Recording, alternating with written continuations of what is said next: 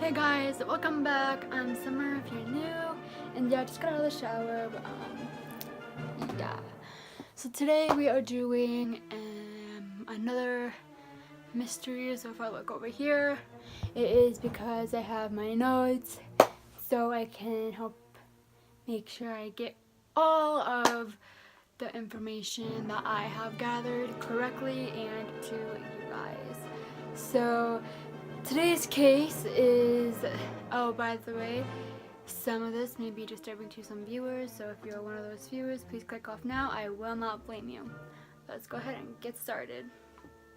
So today's case is the Erica Parsons case, and Erica Parsons was born on February 24th of 1998 in Concord, North Carolina in the U.S. Her parents were Carolyn Parsons and Billy Godman, who were her biological parents. And Sandy and Casey Parsons was her adopted parents. So she was adopted, so I have read in my research that I had done. And like I just said, she was adopted at birth and raised by Sandy and Casey Parsons and the relatives of her biological mother. Basically, she was reported missing on July 30th of 2013, which this is going to be kind of confusing because the next part I'm going to say, which is kind of confusing, so I'm going to go ahead and just say the thing that's like kind of confusing to me. So it doesn't really make sense to me because what I'm about to say is like a 2-year difference. Like, would they have already known if she was missing or not? Because in the research I did, she went missing on December 17th of 2011, and she was reported missing on July 30th of 2013, which makes absolutely no sense to me.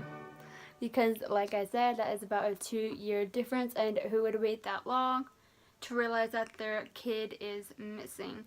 Now, they probably did that because, I don't know, just, it's kind of weird to me, and I don't really know.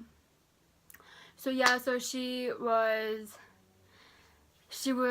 disappeared on December 17th of 2011 in Salisbury, North Carolina, in the U.S. Now, however, it said on the research that she had died on that day at the age of 13. So if she died on December 17th, wouldn't the family already know that she's dead and they wouldn't have reported a missing person? Like, that just seems really odd and bizarre and not really that real to me. So she did have a brother at this time. Her brother's name was Jamie, and on the 30th of July, her brother Jamie had reported to the police that she was missing since he hadn't have seen her since November 2011. Starting now, the police had stated that her parents killed Erica and buried her in their backyard, which kind of makes sense due to the fact that she died on the day that she supposedly disappeared, and which is kind of weird to me because if she would have just disappeared, like, and you know, it doesn't really make sense to me, and in my opinion, it's kind of weird and confusing to me because, like I said, if she was like if her brother discovered that she disappeared on that day, on July 30th, but she was missing on July 30th as well. That wouldn't make sense because she supposedly disappeared on the 17th of December. So everybody says in 2011. Now, that shakes my mind. It's like, how would you not know? How would your parents not know that you were gone for 2 years and haven't even known? Now, this is the part where we start to think that her parents, this part I think, where the parents might have had something to do with her death or her disappearance, because later on in the research that I had done, the police had questioned the Parsons and stating that Erica went to live with her biological grandmother. So why would they say that? I don't know. It's not really that big of an issue, I would say, regarding the fact that that had just happened. Now, that is really weird to me, and I don't understand why they would do that. Why her parents would necessarily say that.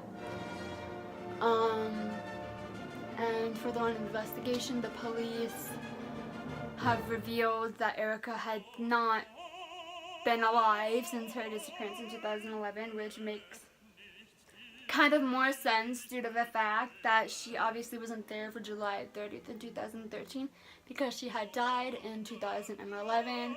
So the police had been questioning and stating to the parents of Erica.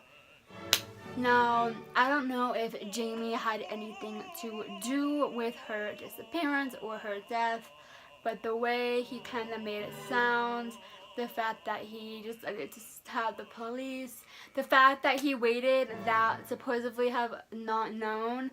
So I think that he probably had known about her disappearance since the beginning. Now, I don't think he was ever questioned. I think only her parents were questioned, and we will get onto that later into the video, but that just makes absolutely no sense to me. So that is one reason why I just think Jamie is part of this disappearance act of her murder. And in 2014, Casey and Sandy Parsons were both convicted of fraud, accepting federal benefits. So they were basically accused of like murder and everything. And the treatments included that Erica was being locked in closets. She had been beaten by a belt buckle. Her fingers were back, and like not back, I believe is what they were, buckle, bending her fingers back. Okay, so like they're like bending her fingers back kind of, and that she was also being choked to pretty much death, which, hello, like, excuse me, like, no. And so I think that is one reason why. Now, I have believed, I'm sorry, I keep looking over here. There's literally nothing over here for me to look at, so I'm like really sorry that I'm looking over here all the time. But that had believed to me that there has been something wrong, and you know, it makes me question, because do they really know who what has happened to her? Like, hello, like, please explain. But yeah, so she was basically abused by, I actually have no idea if she was actually abused by her parents or her brother or who. So that raises kind of like a flag to me, because I'm like, who could have wanted to do this? Who in her family or anyone she knows would want her to be dead, basically? And so basically she also had fractures found on her body, and she the fractures were found on her nose, her jaw, her upper right arm, her ribs, and several vertebrae. And that, like, really sparked something, because I was like, like, this is kind of weird. Like, so she definitely was abused. She was definitely, if she had fractures on her head or like her skull or whatever, like her jaw, something would have had to have been hit on her jaw really hard in order to have fractured that. Then we don't know if she was like thrown against something, if something was thrown at her, whether someone was constantly beating her in the face. And it also said that she had several vertebrae fractures, which is basically like kind of like your spine, I'm guessing. And so basically something would have happened, had to have happened with her back as well. Now, the Parsons were charged with first-degree murder, which kind of makes sense, and on February 19th of 2018, which is actually this year, and, you know, she would have been 20, I believe, if she was still alive, and yet they are just now finding out that they have been charged with first-degree murder, which makes absolute sense to me, considering the fact that the evidence that they have all kind of resulted in her death, basically, and the fact that she just went bye, you know, like, and I'm guessing that when they say the Parsons, as in more than one, I think that they're meaning, because I didn't get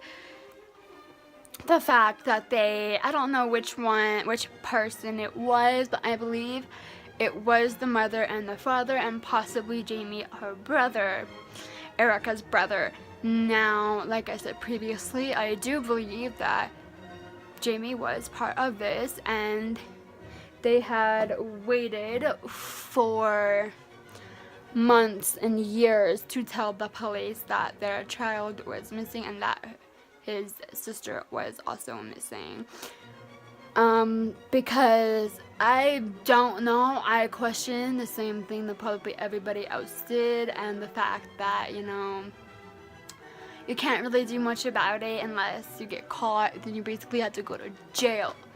Since they were charged with a first-degree murder, obviously they are going to go to jail for that, and if they don't, that's just really stupid. And then in April of 2018, they are charged with the death penalty, which I do personally believe that they do deserve the death penalty because of just everything that they have done and just everything that the Parsons had done to their daughter. Now, like I said, that her biological parents were Carolyn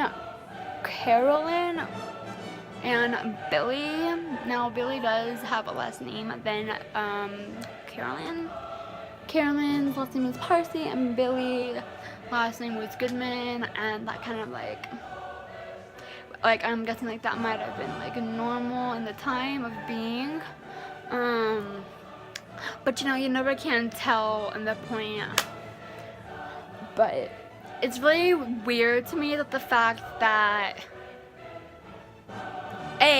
she went missing on the December 17th. Did I say December once?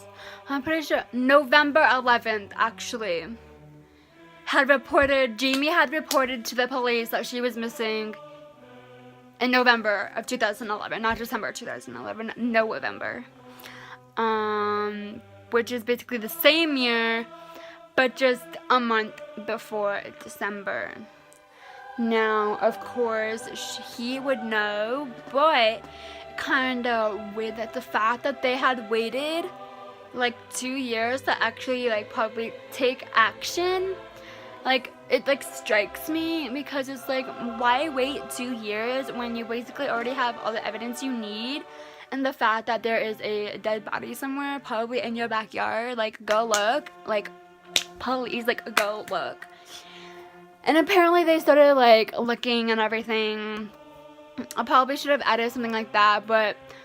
And what I have read was that they did look in the backyard, and I believe that they did find the body, obviously, since they found out that she had fractures on her nose, her jaw, her upper arm, and her upper right arm, sorry, and 9 ribs. So 9 of her ribs were fractured, and her several vertebrae, like, that's a lot to have been fractured and just at the time. And it strikes me, and it's really weird to me, the fact that that many fractures in somebody's body could have just been from, like, a murder. Like, you know, like, you never really know until you actually, like, think about it. But yeah, so that's, like, it's weird, but I'm glad that they did realize that the murderers were indeed actually Cindy and Casey Parsons, and they did get a first-degree murder charge, and they did have a death penalty upon them, which I'm actually kind of grateful for. I'm not, like, grateful for it, but, like, I'm like, you did your job. Like, you made this, like, you saw this case, and, like,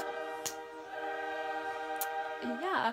So her middle name is Lynn, which would mean that her full name would be Erica Lynn Parsons, and I really like that name. But yeah, so I mean, that was my second case I have done. I really like doing these, and I feel like in the future when I do these, I will try and gather as more information that I can get on these people for you guys, so that you guys don't have to, like, be like, where do you guys, like, where, like, what, like, how, like, who. So, like, I can provide you guys the information without you guys having to look it up. But I'm just, like, curious in this. So it is getting late, and it is 7:07. It's not that late, but it feels really late. I haven't really eaten dinner. Like, I ate dinner, but I haven't eaten it yet. So I'm gonna leave you guys, and I'm gonna see you guys maybe in a few days, maybe a few weeks, maybe a year. I'm not sure, but hopefully my next video will be coming out soon. And a few of you guys already know what my next video will be, hopefully, if it decides to work. So until next time, I'll leave you guys subscribe, turn on post notifications, like, comment, and share whatever you guys want. Subscribing will really help me get to my goal of 100 subscribers before, like, my 50th anniversary maybe. So I will be really happy if that happens, and I'll see you guys next time. I love you. Bye.